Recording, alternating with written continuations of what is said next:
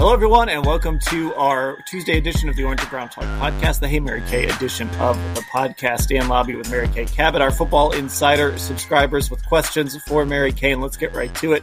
Very timely here, Mike in Columbus. So just to give a little background, Kevin Stefanski in his Monday Zoom with the media was asked about why Myles Garrett was held out of the first series of the game on Saturday, and Kevin said it was a team issue. It was his decision. So Mike in Columbus asks, hey, Mary Kay, do you have any insight on Kevin Stefanski's explanation on Myles' absence on the first series against the Saints? He seemed to imply a disciplinary reason. Yeah, it was a disciplinary reason, and it was similar to what Grant Delpit did. Now, Grant only missed one play in Miami against the Dolphins. Myles missed 3 plays. He missed the whole series. And, who knows, if the series had gone on more than 3 plays, maybe he would have missed 7 plays, 8 plays, 9 plays. Not really sure about that. It seemed like the plan there was to keep him off the field for the series. So, we'll probably find out a little bit more later in the week about that. But yeah, he did something wrong. We don't know what it was, but I was thinking about this earlier today as I was rewriting the story. I mean, Myles was not benched after flipping his Porsche, despite the fact that he was speeding at that time. And he sort of self-reported his MPH that day. And I think he put it about 20 miles over the speed limit or so. And this was about his, 7th, 8th speeding citation. And he didn't get benched for that. So I don't know what this was, but in my mind, if you're late to a team meeting, that's not as bad as what happened in September. Yeah, I think you're right. I think you're right about that. Myles missed that Atlanta game, but you're right. He was not benched when he came back. It'll be interesting to kind of see where this goes over the next week. We'll kind of figure this out a little bit, I think. But it was surprising. Now, I know it's taken on kind of a life of its own on Twitter. I know there's people who are saying, well, how can you bench your star defensive end, for a series in a must-win game, and questioning Kevin Stefanski. I mean, the Saints gained 7 yards on that series, and they punted after 3 plays. So I guess there's an argument to be made, like, is this sort of discipline effective? Like, our players going to look at this as like, okay, whatever. This is like a college discipline. I guess there's that discussion, but I don't think this idea of like, oh, this was egregious that Kevin would bench a player in a must-win game. I don't know. That doesn't fly with me. What about you? No, I'm not looking at it like that at all. If anything, I think it shows, and I led my rewrite with the fact that it shows that he's not playing favorites. I mean, there are times when a star player can get away with things that other players cannot get away with. And whatever he did, whatever he did to tick off Kevin Stefanski, Kevin did not let it slide. He disciplined him and he sat him down. And the fact that he's Myles Garrett didn't prevent him from doing so. So I thought that was good. I think that sends the right message to the team that you have to follow the rules no matter whether you're a starter, a newly minted 4-time Pro Bowler, or you just got called up from the practice squad. So that was the thing that stood out to me about it. Yeah, I mean, if you're a guy like Perrion Winfrey, who's had his issues this year, and of course was suspended for a game by the team, and said, I can't remember what game that was exactly, but if you're Perrion Winfrey and stuff like that is happening, and then Myles kind of, again, we don't know exactly what this was about yet as we're recording this, but Myles they let things slide with Myles. I could see you looking at that and saying, like, come on, this has to be, I understand Myles Garrett is Myles Garrett, but there has to be discipline across the board. Yeah, absolutely. So, I mean, I thought that was good. I thought he was making a statement there. Kevin Stefanski was. Again, I actually think that Myles should have been disciplined in some way that people could see or understand after what happened in September. Maybe everyone was just so grateful that he was alive, but I still think that was, just out there not doing the right thing at that time. So, and it did it. I mean, it hurt the team. So yeah, I was kind of surprised about this, but again, I think it's good that Kevin did what he had to do, and we'll see what Myles has to say about it. Now, we probably won't talk. We usually don't talk to Myles until Friday, so we have to wait a long time probably to figure out exactly what it was that he did. But yeah, it was a little bit of news on a Monday here. Yeah, we don't always get news from Kevin on Mondays. The other side of this real quick, and there were a lot of questions about Kevin Stefanski that we're going to get to, but the other side of this is it is a little disconcerting that whatever Myles did to merit a suspension, that, one of the leaders of your team, a guy who has talked about the importance of playing the spoiler and finishing this season out. It is a little, I guess you hate to see a situation where something like this happens, where he has to be disciplined. Yes, absolutely, 100%. You don't want to see it, especially because he is someone that, as we know, told his mentee, Perrion Winfrey, earlier in the season that he has to mature, he has to learn how to be a professional. So you can't have your star player being benched for the first series of essentially a must-win game, and not being out there to help your team. I mean, what if he could have gotten a strip sack on that first play? And so, I mean, you just never know, right?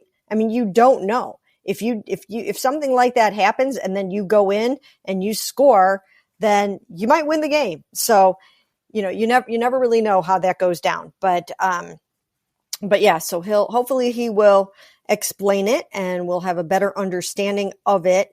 But certainly not what you want from your team leader. All right, Terry in Clemson, South Carolina. Hey, Mary Kay, I am very worried about the Browns' offensive thinking. On Saturday, they were outcoached, as in several other games, when it was obvious passing was not the way to win the game. How can Browns fans have any trust that this will improve in the future? I think they're going to have to go back and really reevaluate all of those games in which we all kind of looked out there and thought, why are you zigging when you should be zagging? Why are you passing when you should be running? There were a number of games like that. And I'm all for being aggressive. I'm all for being creative. I'm all for going for it most of the time on fourth down, fourth and short, in the right situations. I don't usually have a problem with, going for sevens instead of threes. I understand the concept of trying to, score as many points as you can and get out in front of the situation. But I think there were enough games where we all kind of looked out there and thought, wait a minute, this isn't exactly what the game calls for here. And that's just offensively. I mean, defensively, it's a whole different story. I mean, there were adjustments that seemed to not have gotten done at halftime and those sorts of things. So I think it all has to really be scrutinized and looked at very thoroughly in the offseason. And if Kevin Stefanski is being too aggressive in certain situations, I think they need to look at that. I think they need to look at, are you running enough for the conditions or for the situation? Just because now you're a pass-oriented team and you have this quarterback with great arm talent, do you necessarily have to use it when it's minus 16 wind chills and 30-mile-an-hour wind gusts and 6 degrees and whatnot? I mean, even though he could throw a bullet or a dart, it might have felt like a brick coming in, right? I mean, if that's happening, he probably just had to put enough on the ball that it was probably hard to catch, right? It probably was hard to catch in those conditions, especially with, cold, frozen hands, I'm sure. So, I think you really do have to look at each one of these losses and evaluate it for what it was worth and examine the play calling. And if they think that it needs to be tweaked, it needs to be overhauled, then so be it, because you can't go through games like this next year where you're kind of scratching your head and thinking, why did that look like that when the obvious thing could have happened?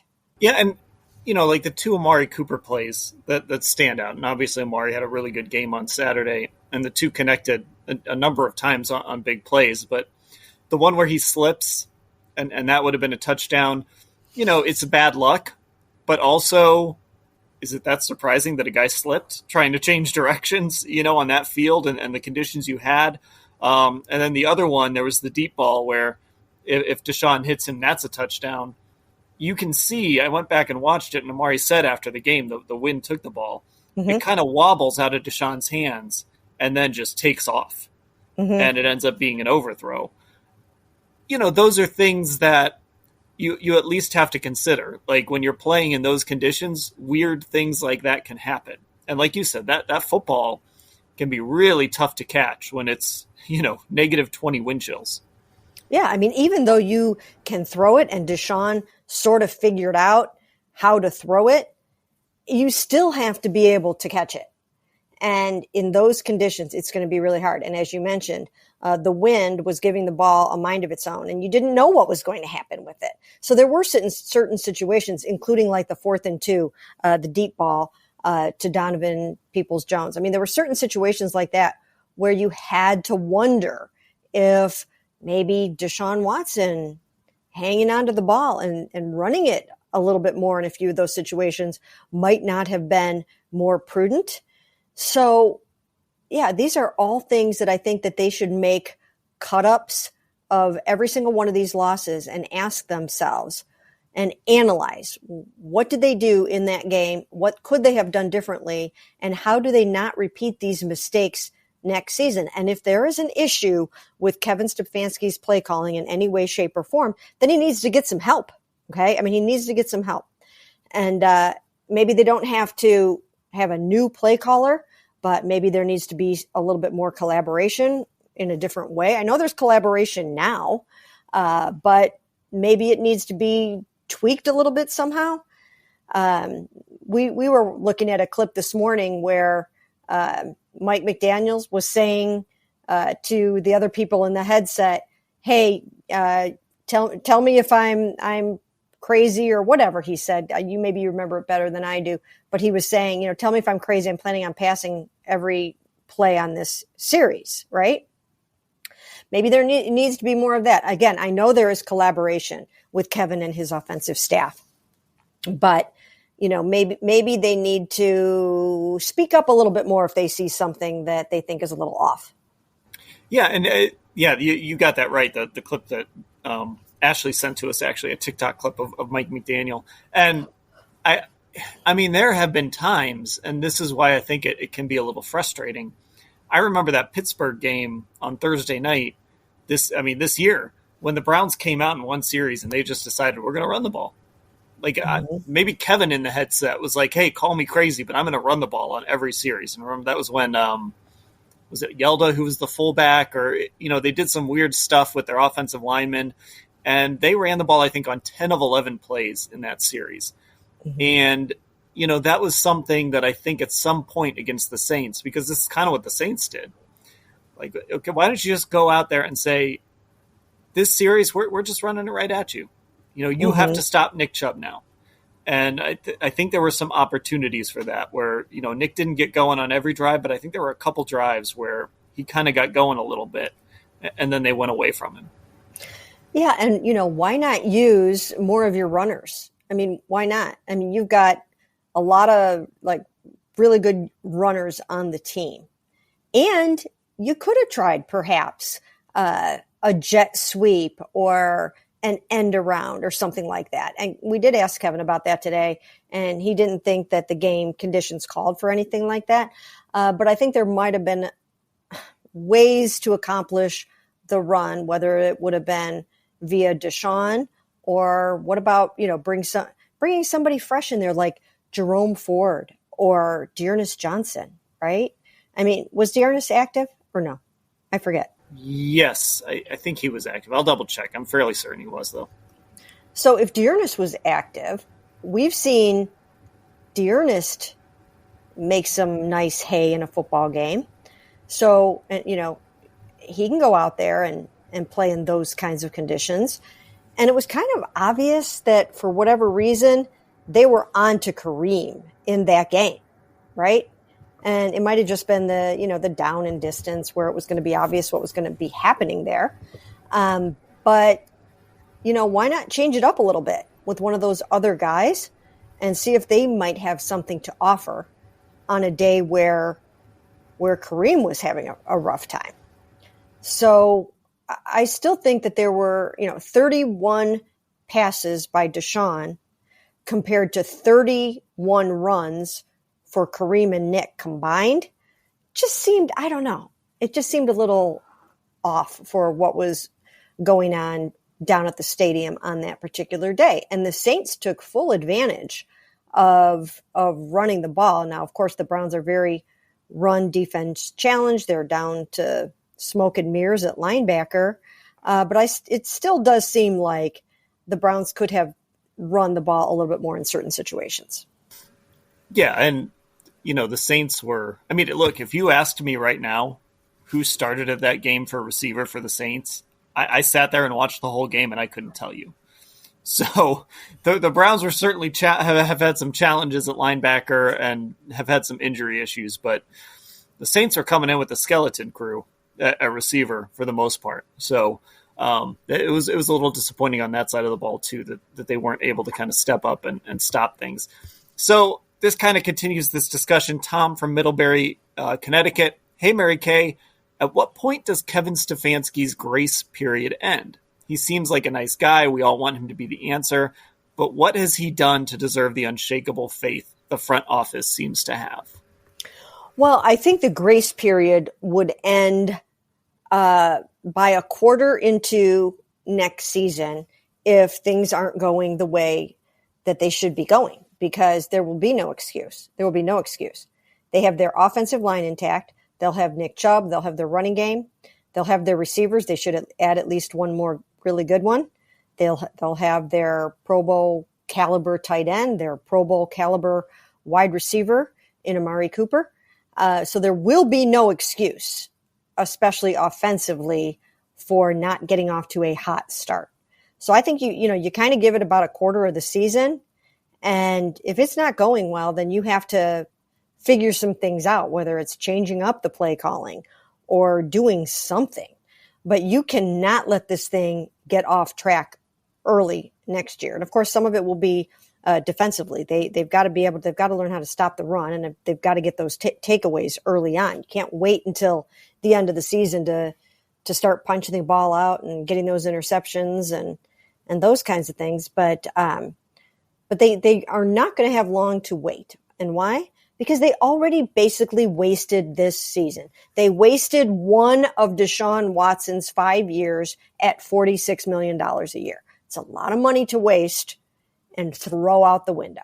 So they can't waste another $46 million and another season of his career. They have to make the playoffs next year. I think they should have made the playoffs this year. I still don't think there's any excuse for them not to make the playoffs this year. They should have been able to win 10 games somehow, some way. They should be able to beat the Saints at home, regardless of what the conditions are. The conditions should have favored the Browns. Those conditions should have favored the Browns. I just don't think there's any excuse for what we're seeing right now. I agree. I don't think there's any free passes this year just because you didn't have Deshaun. And like you said, you got to beat the Saints. Like, this was Deshaun's fourth game. Like, the 700 days excuse it wanes by the week. So, this was your fourth game with Deshaun Watson. I know the conditions stunk. I actually thought Deshaun did play. I know the numbers weren't great. I still think we're seeing really good progress from him. I thought that 2-minute drive at the end was really encouraging. A couple of guys just didn't make plays at the end of it. But, yeah, this team shouldn't get a pass. There's too much talent. And, I was just thinking about this today. That's not just us saying that there's this talent. They have paid a lot of guys like they are top level talent. So they obviously believe those guys are really talented too. Yeah, and I think the defense was certainly good enough to help this team get to the playoffs this year, and the defense underachieved. And there were a lot of injuries, but we've seen other teams have a lot of injuries and still play good team defense. And they just didn't. They just did not this year. And I think some guys probably aren't being used exactly the way that they should be, perhaps. Maybe they're not being allowed to play to their strengths or maximize their talents and abilities. That all has to be looked at in the offseason, and they should listen to the players. They should really dig in and talk to their players and hear what they have to say and encourage them to talk. And I know they probably think that they're doing that, but they need to do it more. They really do. They need to sit down with some of their best players in those exit interviews, and they need to say, lay it all out and tell it like it is, and don't worry about what the repercussions are going to be. Just tell us what you think about how things went, how you were used, how you were coached, how the scheme was. I think they need to have some very difficult conversations in the offseason. And by the way, I think it's also worth noting that Baltimore is in the playoffs, and they haven't had Lamar Jackson for a little while now. They won a game with Tyler Huntley on Sunday against a team that was Saturday. I still am saying Sunday instead of Saturday. They won a game with Tyler Huntley, against a team that beat the Browns. They don't have any receivers. So, they keep finding ways to win. It's not always pretty. The Steelers, their record's not great, but they're still in the playoff hunt because they did what they needed to do on Saturday night.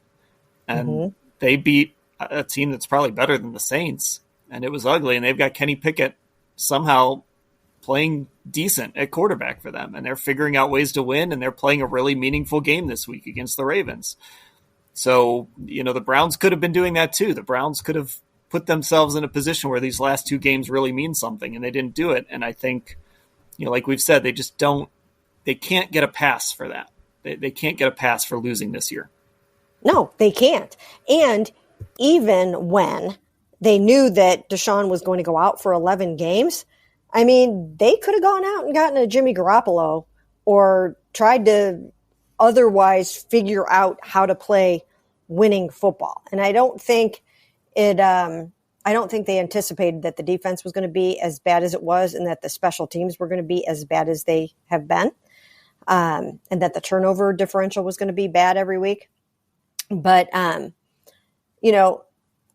you've got to find a way. You have to find a way. You can't, and I don't think they did throw in the towel.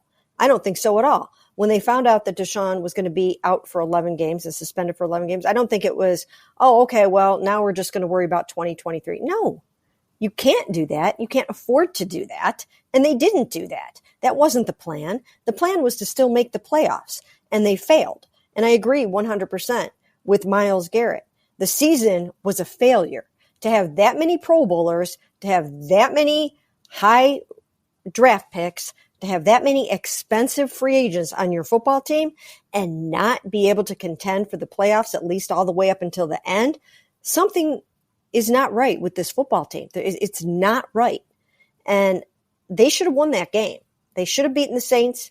They should have beaten the Falcons. They should have beaten the Jets. I mean, they should be going to the playoffs this year. And just, with the Deshaun thing, I know that suspension maybe ended up being longer than they expected, but even that, there was good reporting in June that the NFL wanted a year. And the CBA is right there for everybody to read. The NFL they control the appeals process. So even if you kind of thought, well, the best Sue Robinson can do is maybe 4 to 6 games, you still, unless you just had your head in the sand, had to think this could still end up being a long suspension because the NFL has control. And, you've brought this up again and again. They didn't start giving Jacoby those first team reps until the middle of August, really. Right. And that was a mistake. I mean, you had to put all your eggs in that basket and make sure that he had everything that he needed to get that job done in those first 11 games, and not rest on your laurels and think, oh, we've got the easiest schedule in the NFL for the first 4 games of the season. I mean, he had to be ready to hit the ground running. I never thought that they had enough quality receivers, at least experienced enough receivers to start the season with, right? I mean, you thought David Bell was going to come around and be a good receiver, but he wasn't going to be that yet, not in the first 2 or 3, 4 or 5 games.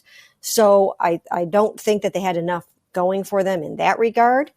I just think, I don't know. I think that there were mistakes all along the way that have them here with an embarrassing record. All this money, all this talent, and they have 6 victories right now. It's just inexcusable. And we just talked about earlier, they could go into next year. I mean, you said that leash on Kevin might not be real long going into next year, which is not necessarily a great environment to be working in. Okay, let's take a break. There's some more Kevin Stefanski questions we want to get to, and some other questions from our Football Insider subscribers as well, here on the Hey Mary Kay edition of the Orange and Brown Talk podcast. Ohio, DraftKings Sportsbook is coming. To celebrate, all new customers will receive $200 in free bets, plus 5 lucky customers will win a $100,000 free bet. That's right, DraftKings Sportsbook is giving you $200 in free bets just for signing up today. No deposit required. Plus, you'll be entered to win a $100,000 free bet when you sign up. Download the DraftKings Sportsbook app and sign up with the code OBTALK to get $200 in free bets to use once mobile sports betting hits Ohio. Plus, 5 customers will win a $100,000 free bet only at DraftKings Sportsbook with the code OBTALK. Gambling problem? Call 1-800-589-9966. 21 plus, physically present in Ohio. Eligibility restrictions apply. See terms at DraftKings.com/sportsbook. Subject to regulatory licensing requirements. 1 per customer. $200 issued as 8 $25 free bets. No purchase necessary for sweepstakes. Void where prohibited. Ends first day Draftkings is allowed to operate in Ohio. See terms at dkng.co/OH.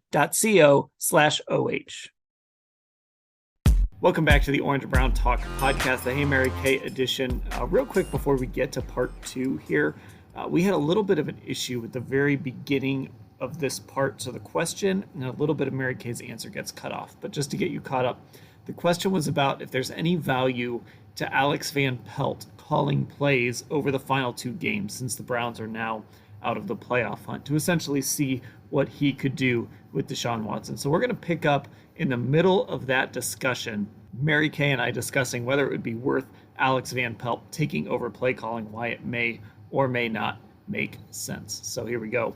I mean, this is sort of the biggest thing, right? Like Kevin and Deshaun. That's kind of what these last now 6 games. Obviously, we're still in the playoff hunt for a few of them, but that's sort of what this has still always been about, is like you want to make sure that these 2 guys know each other well, that they get used to each other. And yeah, I think it's interesting, you know, if you want to try something, and maybe if you're considering making that change in the off season, maybe giving AVP a game. But if this is really all about just making sure that when you come back in the spring, you're not starting from 0, you're starting from whatever, some number higher than 0, then that's kind of what these games are about. Yeah, and if AVP comes back and he's here again with Kevin, and right now we don't have any indication that he won't be. I mean, if he wasn't, it would be because he got another job, I would think. But if they come back together, you know, you could always see how the first quarter of the season goes and then make a decision to make a change at some point during the season. But I don't think you want to do it again heading into the season, because then you can't reverse it. You can't take the play calling back from Alex Van Pelt or whoever. I think Kevin has to head into it, call the plays, see how it goes, be armed with all the information that he needs, all the strategy that he needs to showcase Deshaun Watson's skills and talents, and try to come out of the gate really, really strong. And if that doesn't go well, then you pivot and you go from there. All right, a roster question here from Dan in DC. Hey, Mary Kay, before the season, there was talk among many that this might be the best roster this team has had since 1999. Does that assumption still hold up? You know what? I think so. I mean, I really think so, you know, man for man. Now, they've had a lot of injuries on defense. So if you had all your guys out there healthy the whole time, I think it would be easier to make that evaluation. And I think there are some missing parts on offense. Again, I keep coming back to the receiver piece, and I don't think the organization agrees with me at all. I mean, maybe they still will go out and get another Pro Bowl receiver or 2, but I don't think they've looked at it like, oh, that's been a problem this year. But I do. But yes, I think for the most part, all across the board, you'd have to say that this is about the most talented roster since 1999. I think it's hard to make an argument otherwise. And this goes back kind of to that point I made earlier. Like, this isn't just us saying that. Myles Garrett is one of the highest paid defensive ends. They've extended Denzel Ward. They've extended almost the entire offensive line, 3 of the 5. They've extended Nick Chubb. Kareem Hunt got an extension at one point. Like Deshaun Watson has the richest guaranteed contract in NFL history. I mean, you can just kind of, Amari Cooper's a $20 million a year guy, and they went out and got him. You just kind of go up and down the roster. They clearly believe John Johnson. These guys are worth paying a lot of money. Yeah, they are making a lot of money across the board. They've added, as you mentioned, those high-priced free agents, all of the extensions. I mean, this is it. I really think that this roster for 2022 was, I always call it their prize pig. I mean, this was the roster that they built to go to the Super Bowl. It's in its prime, right? I mean, this is the roster in its prime. And they thought that some of those young guys were really going to step up into their roles and just make a tremendous impact this season. And it didn't happen. Maybe some of them were another year away from that. JOK got off to a little bit of a slower start. Jordan Elliott, Jacob Phillips. I mean, they didn't exactly jump off the screen or the page in week 1 or week 2. As the season went along, they started to get better and stronger. But they weren't quite, ready for prime time in week 1 or week 2. But for the most part, I think it is the best roster. And I think if they bring it back mostly intact, that this should be a contending football team next year. Yeah, I mean, I didn't even mention David Njoku. I mean, I'm sure there's other guys that have gotten paid that I'm leaving out. The receiver thing that you mentioned is really important. I'm curious to see how that plays out, because I think there's, you were hoping to get answers on Anthony Schwartz and you don't have them. Mm-hmm. I really like David Bell. I don't know how I'd feel about coming back with David Bell as like the guy in the slot. So I wonder what their philosophy is going to be this offseason, if they continue to sort of try to put young guys in positions where they can succeed, or if they go out and I really want them to sign like a real slot receiver. So they go out and they sign somebody and say, all right, David, you can still compete, but we're not just going to hand this to you. You want to be our slot receiver. You got to go win it. Yeah, I agree. And, I think he's a good piece to the puzzle and getting better. I really do. But once again, some of these young guys, they need a little seasoning. They need a little time. He should be much better next year when his head is not swimming and the game sort of sinks into his brain over the off season, and you come back and you're just that much wiser and that much better in your second season, and you make that 25% jump or whatever they want you to make. But I think they need that speedy, fast, get the ball in his hands, I mean, there aren't many Tyreek Hills running around, but I mean, somebody along those lines, that speedy, shifty, fast, just get the ball in the hands and off you go. So, I mean, DPJ, we know what his strength is. He's big. He wins the contested catch. You can hit him downfield on the sidelines. He's going to go up. He's going to get it. We know exactly what Amari is. David is going to be a good slot receiver, but I still think they need that other piece, right? That Tyreek Hill can't miss speedster, because they don't have Anthony Schwartz right now. I don't think you can count on him as a key piece to the puzzle next year, because he didn't demonstrate that this year that he could handle the job. So if he can handle the job, that's a bonus, and good for them if he comes through. But I don't think you can go into next season counting on him as a key piece. And therefore, I think you need to add some speed. And if you got that speed from the sort of the slot position too, I mean, maybe you're going to find a multi-purpose weapon there. That leads into this question from Bob in Cincinnati. Hey, Mary Kay, in 2023, will the Browns spend to the cap and not save money like they have been in past years? I don't know where they're at right now. I can look that up, but they have a lot of cap space left. And, I think a lot of that is they want to kind of be able to continue to roll some of this stuff over. But do you think they'll spend more and maybe save less cap space this offseason than they have in the past? Well, I would have to study that a little bit because you probably have some big contracts coming through next season. And even though right now I think they have the most cap space in the NFL at this very moment, because if you recall, they reduced a number of big, huge salaries this year, Deshaun's, Amari's, down to like a very small amount of money. But those big paydays are going to be coming due very soon. And I think starting next year, you're going to have some big double-digit salaries that you're going to be paying. And I don't know that you're going to have a bunch of extra money left over. So they might have to restructure some contracts. Maybe you sit down with John Johnson III and go over his performance, his role, talk to him about, let's rework this a little bit. Let's bring that number down a little bit. Let's give ourselves a little bit of cap relief. Let's give you a little bit more upfront money. Maybe you mess around with a guy like that a little bit, and maybe some others, but I don't think there's going to be a ton of extra money laying around. No. So they have they do have the most cap space left right now. Now, Spotrac is projecting them to have, where was it here?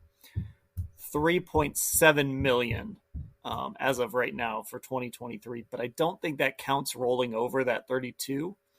So they would end up somewhere in the neighborhood of 35 million, which is not as much money as it sounds like when you go into free agency. That 35 million goes fast. But yeah, you're right. That's sort of where you start. I'm sure there's a way to restructure Deshaun's contract, right? I mean, we see that with, Patrick Mahomes had his contract restructured within a year of signing it. So they'll start digging into these contracts and finding money, Joel's contract and even Myles' contract.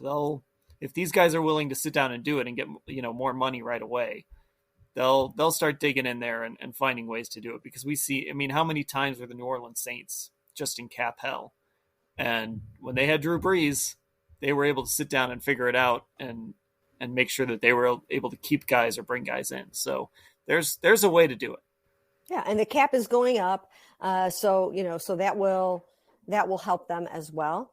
But yeah, there's a way to do it, and if there is anybody that can do it, it is this front office. These are the brilliant capologists. They know how to play the shell game. They know how to move the pennies around. They know how to do this, and they will do it. And I think they should bring back Jadeveon Clowney. I know a lot of people don't agree with me on that, but I think he's got plenty enough left in the tank. He knows the system. Myles Garrett likes playing with them. He wants to play with Deshaun Watson. And even though, he did not have the year that people expected, and he is sort of a little bit injury prone at times, I still think he's worth bringing back. So you'd want to come up with some kind of an incentive-laden contract for him. At running back, you probably won't be paying as much as you did this year, because I think Kareem Hunt will be let go, and then you don't have to pay Jerome Ford as much as you had to pay. Kareem Hunt made $6.25 million this year, which is a lot for a running back, or a lot for a number 2 running back. I think they can take some other guys and rework their deals and come up with some money, because they need to add some pieces to this team, and they don't have a first round pick. So you're going to have to find other ways to accomplish that. All right, let's do one more question here. And I'm always really bad at these because I lose track of the numbers I've thrown out there. But hey, Mary Kay, if you were to break down the Browns' problems this year by percentage of front office, coaching, they separate coaching and head coaching. I'm going to put those all in one thing. So front office, coaching, players, and injuries. How would you rate them? That's from Dan in Chattanooga. So again, that's front office, coaching, players, and injuries. Well, you know what? I'm going to give them each 25%. I'm going to split it evenly amongst those groups, because when you look at the front office, there are things they didn't do. They didn't address the run game enough, or they overestimated how some of those young guys were going to fare. So they didn't really invest enough in defensive tackles, or whatever the case may be there. Again, I think they left themselves at least one receiver short. And then when you look at the coaching staff, we've talked about this a number of times. There were just situations where they did not make the investments at halftime or in game, whether it be offensively or defensively. There were times where we were left scratching our heads about why something was happening in one game or another. And then injuries were a huge factor, especially, I think, defensively, losing all those linebackers and other guys on that defense for chunks of the season did not help matters at all. And then the players themselves. I mean, there were just times where the players themselves just didn't seem to be on the same page, or they were making mental errors, or they were not playing up to their capabilities, or maybe they didn't put enough into studying the game, or whatever the case may be. But you have to put at least 25% on them. And I think even John Johnson would put more on the players. Every time I ask him about, players, coach, scheme, he always says, it's a players' league. We have to go out there and execute the game plan. We have to go out and make the play. We have to go get the interception. We have to go punch the ball out. So at least 25% has to go to the players, and maybe more. And they started to come on strong at the end with some of those takeaways defensively, but they have to hit the ground running with those next year. And everyone has to dig a little bit deeper, starting a little bit sooner. And Myles has sort of been saying that too, when we've talked to him, and Joe Woods has come up. He's kind of put it on the players too. So yes. See, you did it the easy way. That's why you're better at this than I am. I always think, well, I do 22% on this and then 38% on this. You just 25% to all. So see, you kept it simple, and I always overcomplicate it. But I think that's fair. I think it kind of just falls across the board. And I do think, look, when you lose all your linebackers, I don't care who you are. That's really difficult. And that's not the excuse. That's not the reason necessarily, but it is it's a pretty big part of the equation when you go through like 3 middle linebackers over the course of a season, and you're starting a guy that you acquired in October, in the middle of that defense in some of these games. Yeah, and Joe Woods in the early part of the season was taking so much heat for what was going on defensively, but he had to dial things back, because when he was installing the game plan, players were making mental errors. I mean, they were going out there and blowing coverages and missing assignments. So he did have to dial it back in the early going of the season. Now, was that his fault? I mean, was that bad coaching, or was it the players weren't up to the task, right? Were they not up to the task? And now they are, as the season has gone along. The lights have come on a little more. Did they put too much onto the plate of some of the younger guys?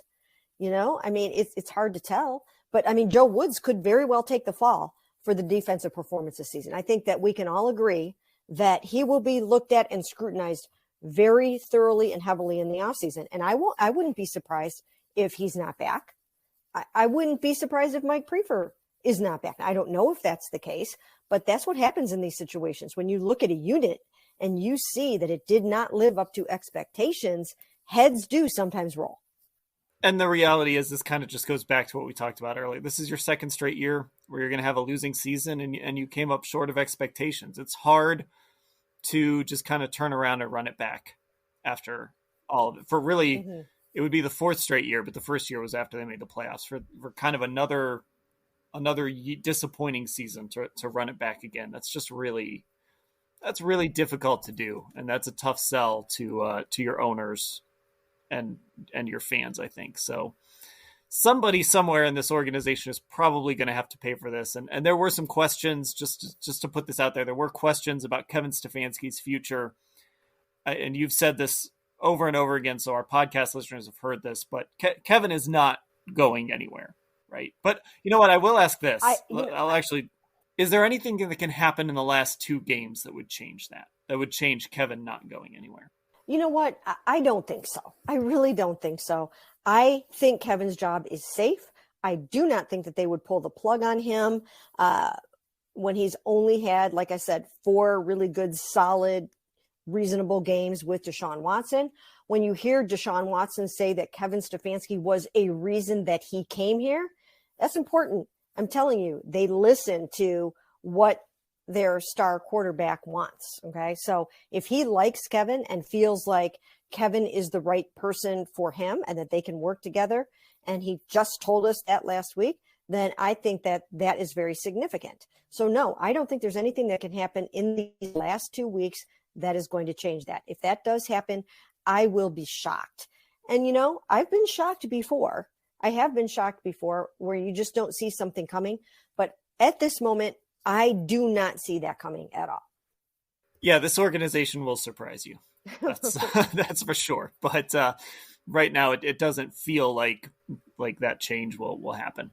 Okay, that'll do it for this edition of the Orange and Brown Talk podcast, the Hey Mary Kay edition of the podcast. Those questions came from our Football Insider subscribers, cleveland.com/Browns, the blue banner at the top of the page to get subscribed for that newsletter that comes to your inbox every single day. I actually wrote the newsletter here on Tuesdays. You're listening to this. So one of us writes that every day. So that's part of it. You can become one of our texters, and you can also get access to exclusive stories on cleveland.com/Browns. So just make sure you're subscribed to the Orange and Brown Talk podcast on Spotify, on Apple, and check out Cleveland Browns on cleveland.com on YouTube. If you search that, you'll get videos from practices. We do stand-ups every day from practice, and also our podcast goes up on that YouTube channel as well. Again, that's Cleveland Browns on cleveland.com on YouTube. Just search that and you'll find it. Mary Kay, I'll talk to you later. Sounds great.